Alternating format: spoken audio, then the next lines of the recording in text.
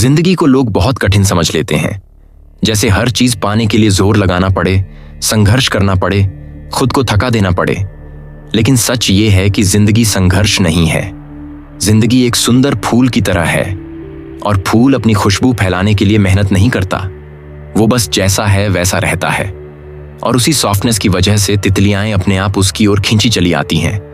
ठीक वैसे ही जब इंसान अंदर से कठोर होता है, डरा हुआ होता है, जल्दबाजी में होता है, तो लॉ ऑफ अट्रैक्शन भारी हो जाता है। लेकिन जब इंसान भीतर से कोमल, शांत और संतुलित होता है, तो ब्रह्मांड बिना शोर किए उसकी सहायता करने लगता है। और यही सहायता 7 चक्रों के माध्यम से जीवन में उतरती है।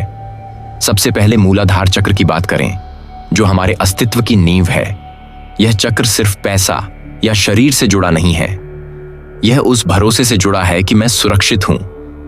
जब इस चक्र में डर बैठा होता है, तो इंसान चाहे जितना सकारात्मक सोच ले, ब्रह्मांड उसे वही हालात देता है जो डर को साबित करे।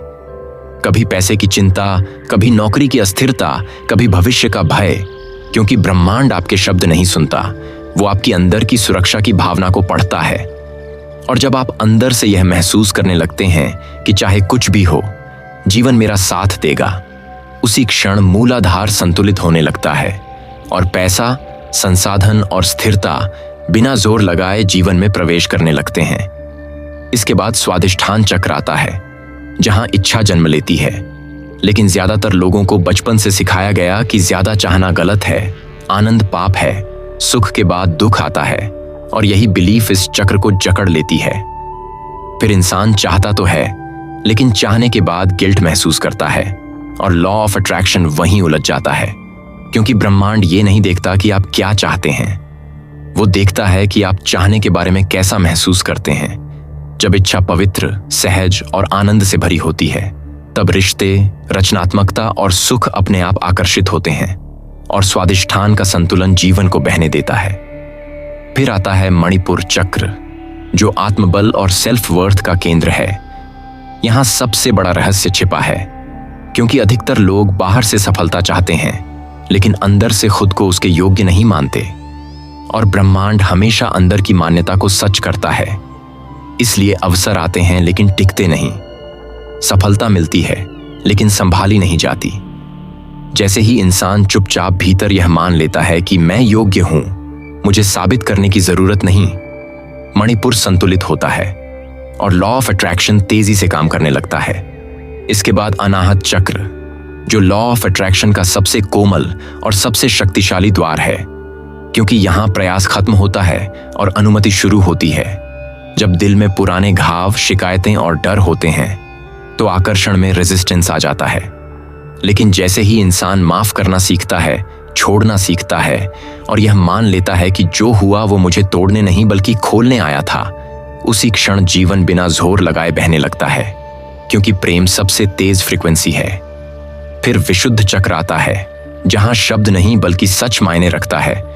यहां लॉ ऑफ अट्रैक्शन की सबसे बड़ी गलती होती है, नकली सकारात्मकता। जब इंसान वो बोलता है जो वो महसूस नहीं करता, तब ब्रह्मांड को कंफ्यूज्ड सिग्नल जाता है।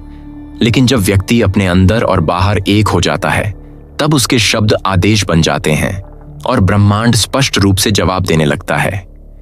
इसके बाद आज्ञा चक्र, जहां कल्पना जन्म लेती है, लेकिन यह साधारण कल्पना नहीं होती, ये चेतना की स्क्रीन होती है, जहां जो बार बार देखा और महसूस किया जाता है वही वास्तविकता बनने लगता है। और जब ये चक्र खुलता है, तो संकेत, सिंक्रोनिसिटी और सही समय पर सही निर्णय अपने आप आने लगते हैं। और अंत में सहस्रार चक्र, जहां लॉ ऑफ अट्रैक्शन समाप्त नहीं होता बल्कि पूर्ण होता है, क्योंकि यहां इंसान मांगना छोड़ देता है और जैसे ही मांग छूटती है, ब्रह्मांड पूरी जिम्मेदारी ले लेता है। यही वो अवस्था है जहां सच में कहा जा सकता है कि ब्रह्मांड आपकी रक्षा कर रहा है, क्योंकि यहां इंसान अलग नहीं रहता, वो उसी चेतना का हिस्सा बन जाता है। जब ये 7 चक्र संतुलन में आते हैं, तो इंसान जिंदगी को पकड़ता नहीं, वो उसे जीता है। और जितना ज्यादा वह सॉफ्ट होता है, उतनी ही तेजी से जीवन उसकी ओर आकर्षित होता है। जैसे फूल अपनी खुशबू से पूरी दुनिया को बुला लेता है, बिना एक कदम चले। यही लॉ ऑफ अट्रैक्शन का असली रहस्य है। न जोर, न संघर्ष, सिर्फ संतुलन, भरोसा और बहाव।